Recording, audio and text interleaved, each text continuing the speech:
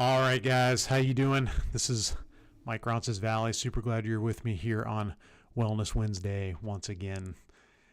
Always look forward to these times we have together in the Live Well coaching platform.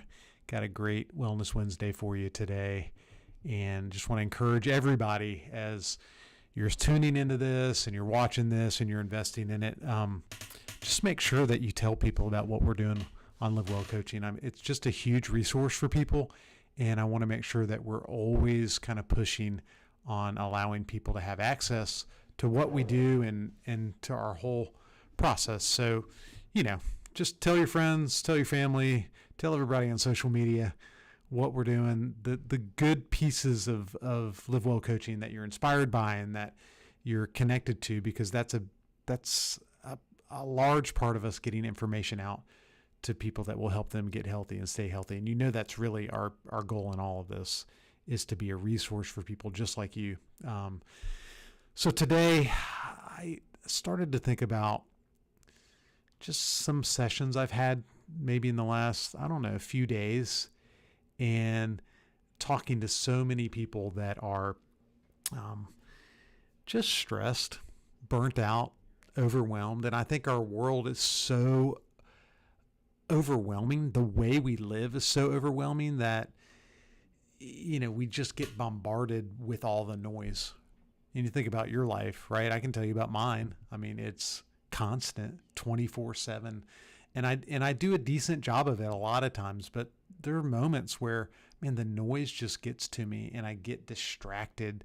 One of the things is this little dude, it's always near me, right? How often is your phone not within 5 feet of you? Probably never, if you're like me. And like I said, I'm trying to draw boundaries. I'm doing better, but there's moments where, I can just find the doom scroll, and I can get stuck in it, or I can get stuck in the emails, constant work, right? I can get stuck on, just hobbies that I have. Well, I want to do this and I want to do that. And then there's my kids and my wife. And I feel like that constant pressure of this culture that we live in is ultimately the pressure cooker that ends up making our life difficult. And that's why I think I've just been struck the last few days about how noisy everything is, how noisy our culture is. And I want to talk to you today about how we quiet the noise and how we clarify our life, and ultimately how we feed our soul. And I was talking with somebody in particular. There's one session that I had with somebody that was the catalyst, I think, for me finally making the decision, okay, on Wednesday, I'm going to talk about this with the Live Well coaching platform, because I was talking to this guy and he was just talking about autopilot, right? And he wasn't having a breakdown exactly. It was more like a slow unraveling, just day by day. It just felt like it was getting worse to him. And he mentioned basically everything that I just talked about: answering the emails and running the errands and saying yes to everything and everyone. And he started talking about feeling numb, just feeling kind of empty inside, not sad, not depression per se, but just kind of gone in his passion and in his urgency and fervency for his life. And he described sitting on his couch and grabbing a bag of chips, which, man, I miss chips. Chips are great. I haven't had chips in a long time. And he just talked about how he didn't even really remember when he was in my office what show he turned on, but it was just some Netflix thing he started binging, and it just dawned on him that he was longing for something deeper, something that made him feel alive and anchored and human, just like this matters, and this night matters. And in that moment, as he described it, this question sort of came up: what can I do differently with my life? And we used that experience that he has as almost like an anchor point. Like it was a moment that I was able to sort of leverage in therapy to challenge him with, man, what are you doing that feeds your soul, that like speaks life into you? And that question really hit him hard.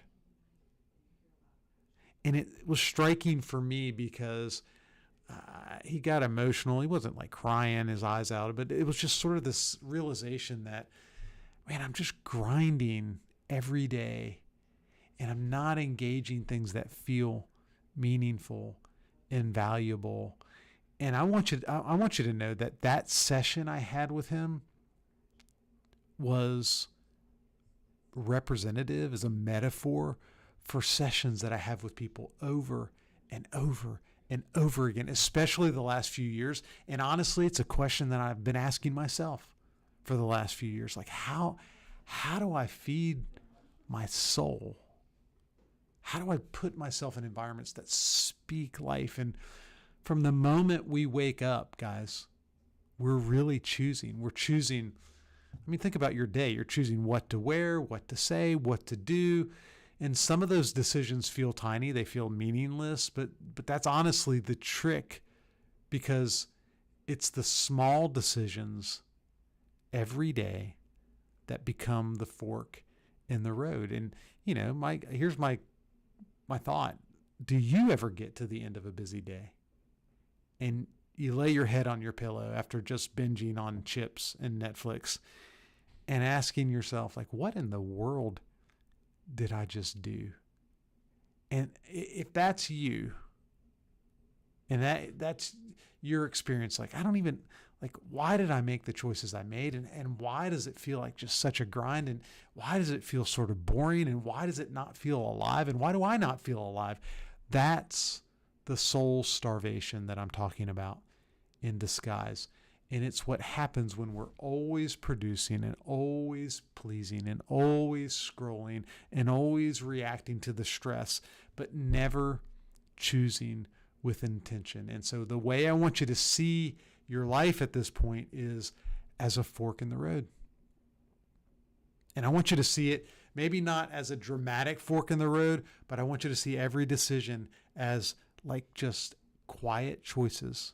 What you listen to, how you respond to stress, who you spend 5 minutes texting in the middle of the day, as those little tiny decisions being the very decisions that shape who you're becoming.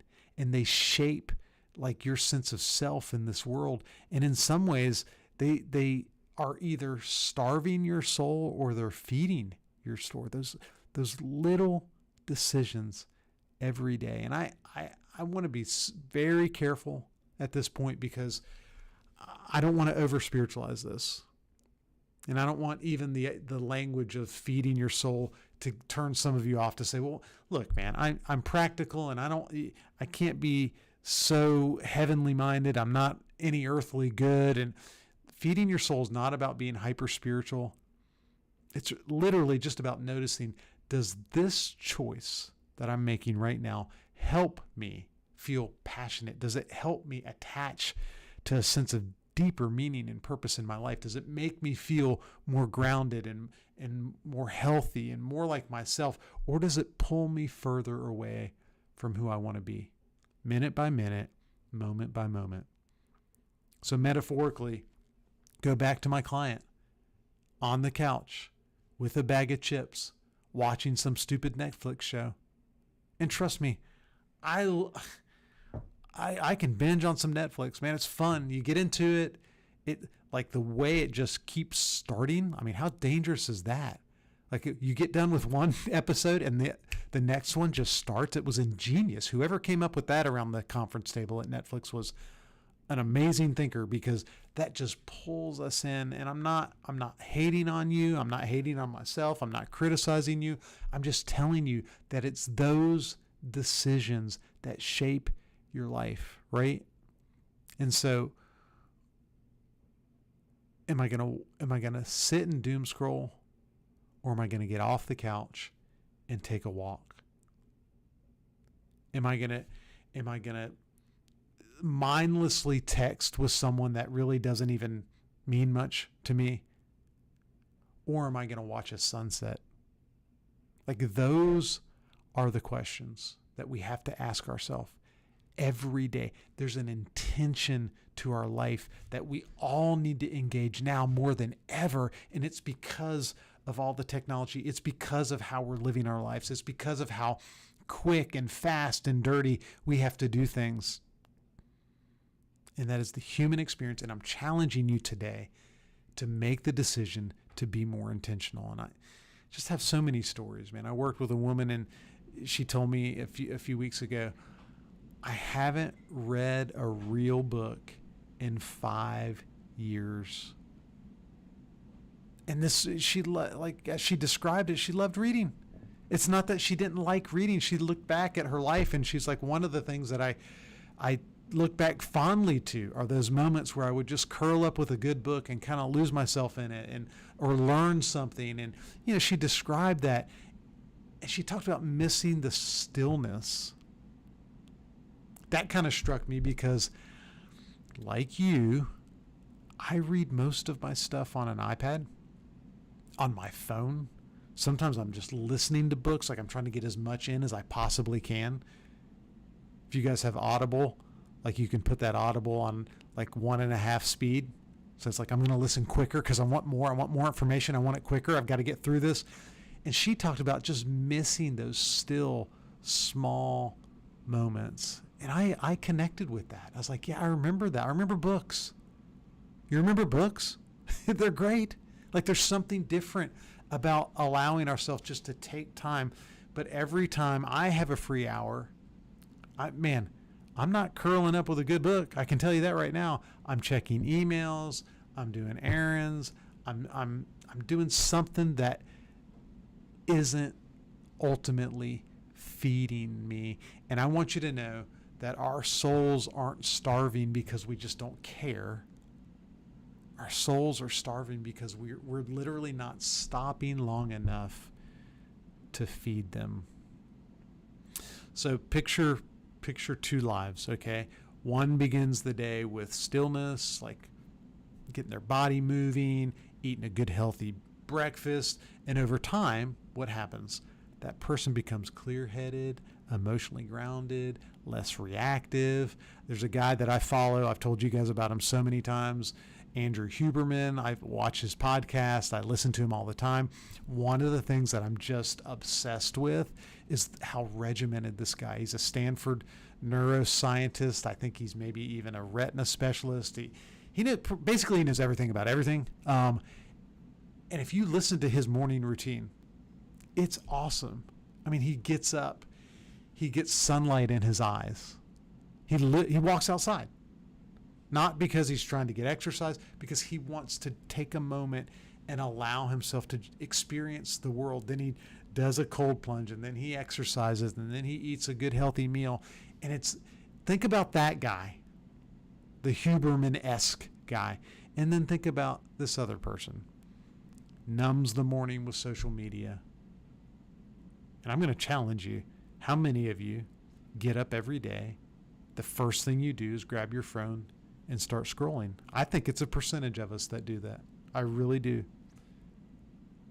We react to stress with just eating whatever's in our line of sight. I'm stressed out and I grab a piece of candy. I'm stressed out and I grab a Chick-fil-A, whatever. You skip boundaries in relationships, not slowing down long enough to just ask if my choices are making me feel alive, or are they adding to me just feeling hollow and surface level and bored.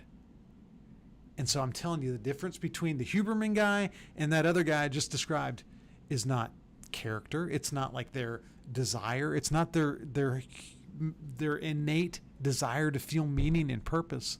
The difference is just the accumulation of all the stress and the accumulation of the bad habits that just happen to us. I had a client one time, and he said, I don't know how I got here. He was describing all the stress and feeling empty and just bored.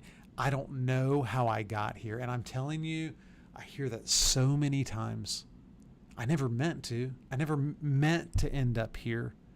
And that's the thing about soul neglect. It doesn't feel like jumping off a cliff, right? No one steps back and on a retreat says, the thing I really want to work on this year is neglecting myself and my soul and the things that make me feel meaningful and purposeful.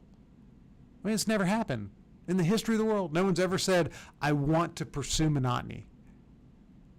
It's just the slow drift. You don't jump off the cliff like, I'm going all in with meaningless. It's little by little, you stop doing the things that ground you. You stop doing the things that nurture you. You stop doing the things that feel meaningful. You stop doing the things that are healthy until you look at yourself and you don't even recognize yourself anymore. We're starving our souls. So, think about like the idea of the choices that we have in this, okay? Because we do have choices every day. And I like to, it's super easy for me. I use this metaphor all the time with clients, and it's food, right? So I'm a big chocolate chip guy. You ever seen those break and bake cookies? Man, I'm like, I trust me, I'm better. I'm trying, I'm telling you. But man, there are moments where just the idea of putting one of those in my mouth, it's like somehow this incredible combination of massive amounts of butter and chocolate. Like that's what it tastes like. It tastes like you almost put chocolate chips on a stick of butter with a bunch of sugar, and that's what the cookie is. It's pretty incredible. So if I have the choice between a chocolate chip cookie and a green apple, what do I want? You tell me after I just described the cookie. What do I want? You know what I want. I want the cookie. Like there's something in me that's just I crave it for some reason, and there's neurological reasons. We're not going to get into it. We've talked about it before. It's all about addiction. It's all about dopamine. Go back and watch some of the other stuff I've done on Wellness Wednesday about addiction. It'll tell you all about it. But inherently, at least for me, I want that cookie so bad. And most people, metaphorically, we're grabbing the cookie. Now fast forward. After you eat one cookie, not, right? After you eat like 5 cookies, because that's what we do. How do you feel an hour later? And then think about, if I choose the apple, how do I feel an hour later? And metaphorically, that's the fork in the road we're all facing. And so many times we're just choosing the easy, quick dopamine fixes, and we're not choosing the things that in an hour or a day or a month from now makes us feel like we're nourished, like we're human. I had a teenager tell me one time, every time I hang out with my friends, we literally get hammered. We party all the time. We have a great time. We talk, everybody's yelling, but at some point I just end up regretting it. You guys remember that, right? Teenagers making poor choices and doing things. And it's funny because teenagers, they haven't been spoiled by the world yet, most of them. They haven't been just marred by how messed up and broken our world is. So when they do stuff like that, the overwhelming majority of them know on some level it's kind of messed up. Like once you're 35 and you've been drinking for 20 years and you're partying like a rock star, and you don't have that same conscience, right? There's this sense of this normalcy to it. Well, it's what I do. But teenagers, and I remember this one little girl in particular a few weeks ago. She's just like, I know it's wrong, and I feel worse after I do it. The next day, I never feel like, well, I'm super glad that I got hammered and made the choices I made. And so I'm going to ask you, do you think that little girl feels like that choice feeds her soul? And I asked her, I didn't use those words, but I asked her something along those lines. How is this really good for you? And she said, you know what? It's not. And I know it's not. And she had all the reasons. I don't want to be alone. And I don't know what to do if I'm not hanging out with these friends, and I'm lonely, and I feel disconnected, and I'm terrified to be alone. And so there's all the reasons, right, that she came up with. And it's all, metaphorically, it's what the reasons we all have, right? There's reasons that we do these things that are quick fixes because it's easier. But I'm telling you, the honesty of being able to say, this is not healthy. It's not what I want. It's not feeding my soul. That honesty will crack something open for you if you just allow yourself in the moment to have some insight. There's a lady told me one time she loves true crime. I think it's crazy because I can't stand watching that stuff. Like, you ever seen those shows, those true crime shows? And man, she was obsessed, and she thought it was kind of harmless. But the more we talked about it, the more she recognized, man, when I watch these shows, I'll wake up feeling anxious, and I'll wake up feeling scared, and I wake up kind of hypervigilant and looking around. And essentially, she was able to connect that this guilty pleasure of just constantly watching the true crime shows ultimately was feeding her fear. And so my point is, you have these decisions that you make every day.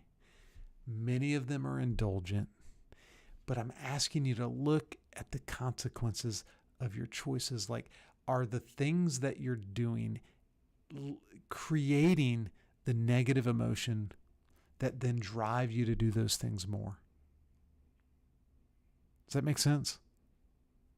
So metaphorically, you've got a teenager that's just all in with drugs and alcohol and dealing with the shame and guilt that comes with that after. You've got a middle-aged woman who's obsessed with true crime shows, finally recognizing, man, this actually generates fear in me. It generates hypervigilance. My point is, the key here is to be honest. Can you be honest with yourself about the choices that you're making, and can you link them to the negative emotion that you feel? And I'm not saying that everybody watching this is depressed. I know you don't all have diagnosed anxiety disorders, but I am telling you that culturally we're hurting. And culturally, we're putting ourselves in situations where we've normalized just this constant barrage of stimuli that feels really good in the moment. But what happens next and the consequences of these choices, it's driving our emptiness. So if you want to get serious about feeding your soul, you have to start with the realization that it doesn't require a trip to the Bahamas or to Bali to just get in, vacation mode and see these awe-inspiring things all day, every day. Sometimes it's choosing stillness. Sometimes it's choosing stillness when your instinct is distraction. When everything that's in you is telling you just disconnect. Pull up Candy Crush on your phone and spend an hour doing something meaningless. Sometimes pursuing the things that feed our soul it's as simple as taking a breath before you're reacting. It's texting a friend, like someone that is healthy for you, rather than texting your ex. It's getting a journal and journaling about your day rather than just numbing yourself out with reels. It's turning off the noise and tuning in to what's actually real in our life. And I can't tell you how powerful the decision to engage the little tiny decisions every day can make and how you feel about who you are and about your purpose and your meaning in this life. And it's ultimately about what we practice consistently. What are you practicing consistently? No one expects to to get physically fit after going to the gym one time. We know that, right? We know that it requires effort. It requires diligence. It requires consistency. So why do we feel like we should expect to get emotionally healthy after one healthy choice? Our soul needs the consistency. It needs the rhythm. It needs the cadence. It needs just that daily exposure to healthy choices over time. I had this conversation today in session with somebody. I was like, look, man, you can't get upset or frustrated by the fact that you don't have a healthy experience and meaning in your life, because we've been working on this 2 weeks. This is going to take time and effort for all of us, but you've got to think about it like working out.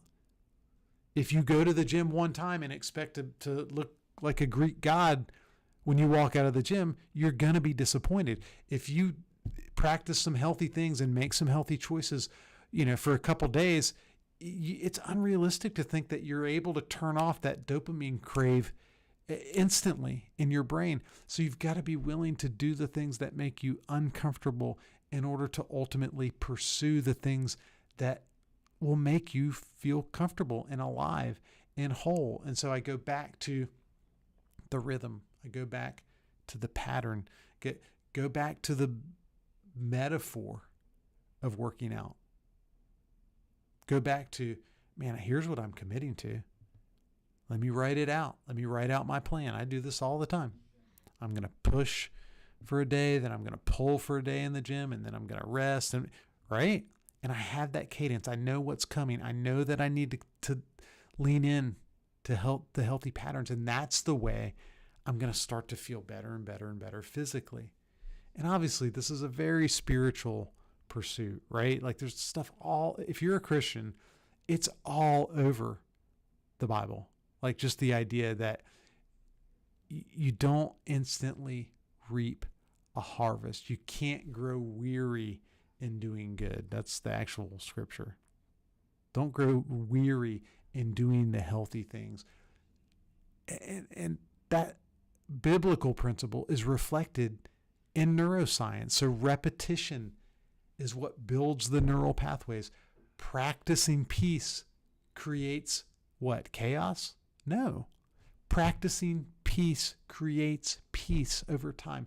What you rehearse, what you commit to, becomes your default mode. So, here's the question I want you to carry through every part of your day. Is the decision I'm making feeding my soul? Is the little, tiny decisions that I'm making every day feeding my soul? Now, I want to give you one final thing to think about. And it's simple. I use it all the time with people in therapy, but it's one of the most powerful things that you can do to live a healthy life. And it actually is, it will end up creating the structure, the cadence, the patterns that will allow you to have some success here. So here it is. You ready? In your mind right now, I want you to make a list of 5 to 7 things that you deeply value. What are my value systems? What do I look back and say, this is what is most important in my life? Not what do other people expect of me, and not, this is what I'm supposed to say, and this is what I know, that everybody would be happy if I made this list. I want the real stuff. What do you value? Think about it. Family, faith, freedom, peace, integrity, relationships, creativity, your health, serving other people. What do you value? I just want you to lean into this for a minute. Get your phone out, open a note. At the end of the day, what are the things that I would say if I'm just in the still moments when I'm honest with myself? What are the things that drive me? Intellectually, I would say these are the things that are important to me. Now, I want you to make a second list. I want you to think about how you actually spent your time over the last 7 days. Think about it. Working, returning emails, stressing out over emails, running from one obligation to the next, saying yes to things that drain you, comparing yourself to everybody else online and all the pictures that they post, and Netflix, Hulu, gossiping, getting around other people and just drinking your head off. How have you spent your time? I'm going to give you a few seconds, kind of let this sink in.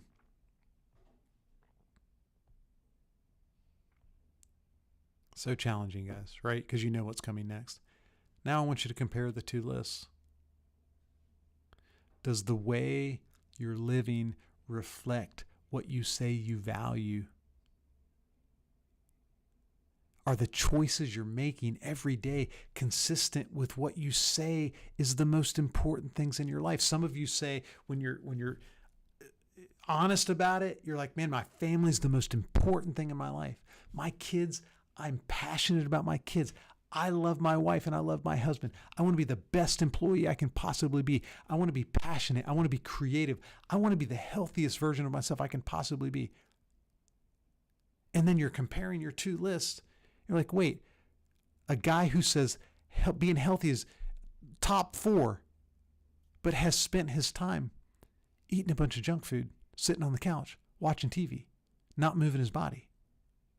Like, is there a value action gap? Because I'm telling you, that's what you need to be honest with yourself about. And this isn't about guilt. This is about clarity, right? Yeah, I'm not asking you to beat yourself up. As a matter of fact, that will only induce shame, and that will only have you pursue the things that get you away from your negative emotion. I'm just saying we need to pursue alignment. We get to choose. That's what makes us human. We get to choose how we live our life. One soul-fed decision at a time. One decision that's going to feed our soul at a time. So every day, your time, your energy, your attention, they're all casting votes, right? And so my encouragement to you is cast those votes in the direction of what matters most, not just what's easy or just what's urgent or just what's loud or just responding to all the people in your ear, all the chatter, all the media. Can you allow yourself to say, I deserve a life that reflects my soul, not just my schedule or the expectations that are around me or what other people need from me? Do I deserve to live a life that reflects my deepest longings? Because I'm telling you, that's where the peace is, guys. You want to quiet the noise in your head. The only way to do that is to align your behavior with your values. Are you going to be able to do this immediately? No. Can you transform your life overnight? No. Can you wake up tomorrow and make sure that I follow through with everything? No. But the honesty is going to crack this open. Okay? Now your job is to say, okay, what are some small changes I can make? And can I see the tiny choices? I challenge you to see the tiny choices as sort of the building blocks of a meaningful life. Because I promise you, if you let yourself pursue meaning, if you, in the small things, tonight, when you are looking at your couch and the chips, just like my client, and the control is in your hand and Netflix is pulled up, that is the fork in the road. Do the healthy things. Get your list out and say, man, I value these 4 or 5 things. I've got 45 minutes before I'm just going to collapse.